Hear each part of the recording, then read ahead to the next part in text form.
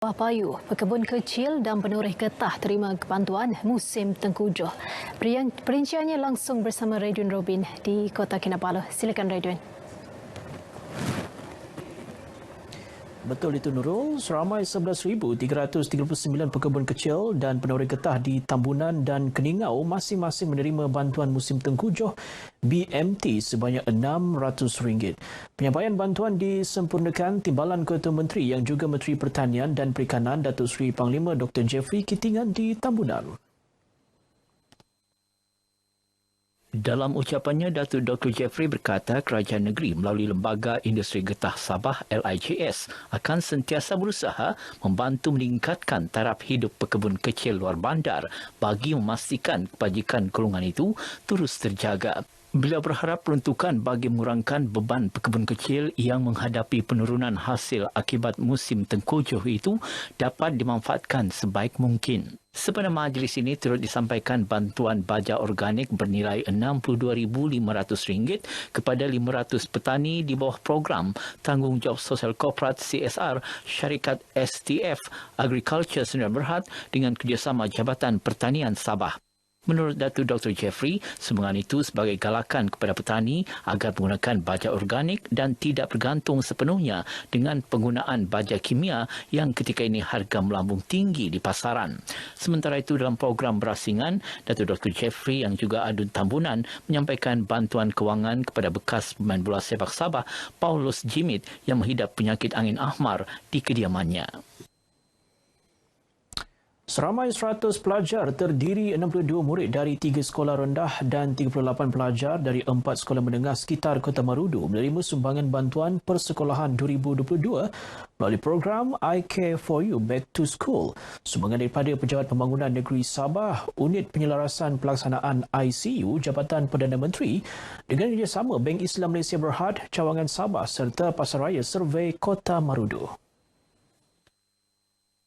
Pengarah Pejabat Pembangunan Negeri Sabah Nur Alam Khan Wahid Khan berkata, bantuan melibatkan peralatan persekolahan kepada pelajar dalam golongan B40 dan miskin tegar yang mendaftar dalam sistem IKASIH atau Bank Data Kemiskinan Nasional di bawah ICU Jabatan Perdana Menteri melalui pejabat-pejabat pembangunan persekutuan negeri.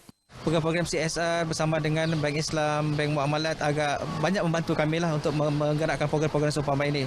Kita harapkan semoga lebih banyak lagi NGO-NGO di luar sana dapat membantu kita dan membantu kita untuk memantapkan lagi insan-insan yang tersenarai dalam IKASIH ini.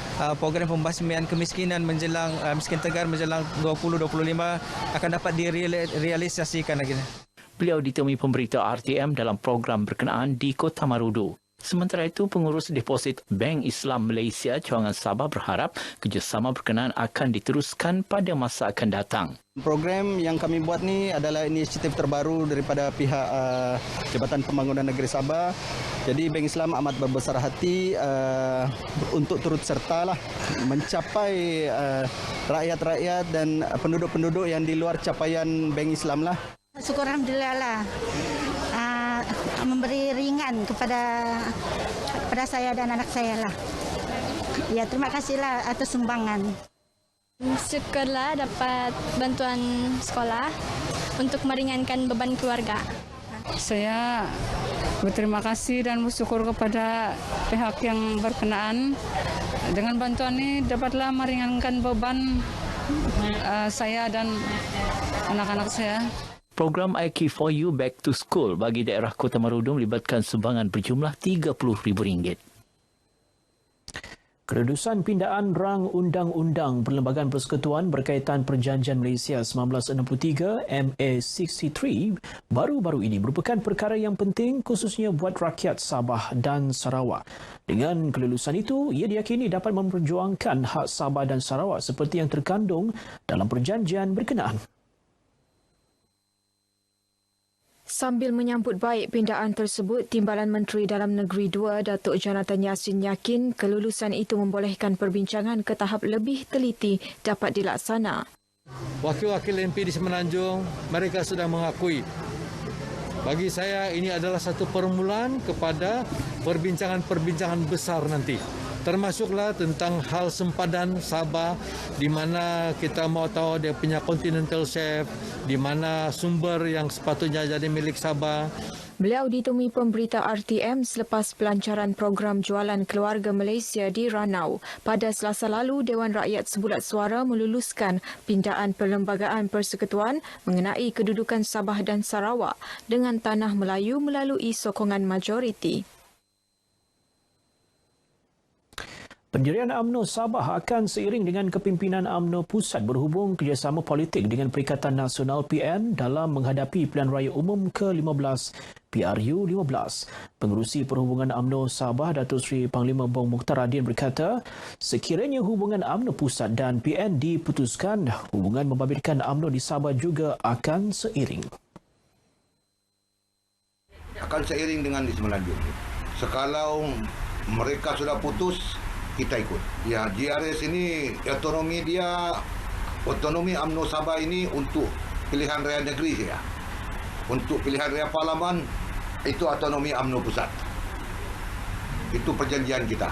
Beliau berkata demikian dalam sidang media selepas merasmikan mesyuarat perwakilan UMNO bahagian Kinabatangan 2021 kali ke-29 di Sandakan. Sementara itu, Datuk Bong Mukhtar yang juga ahli Majlis Tertinggi UMNO memaklumkan pihaknya telah mengenal pasti beberapa calon bagi kerusi parlimen. Bagaimanapun, pihaknya akan menjalankan tinjauan semula pada awal Januari depan bagi memastikan calon yang diketengahkan pilihan utama rakyat di sesebuah parlimen.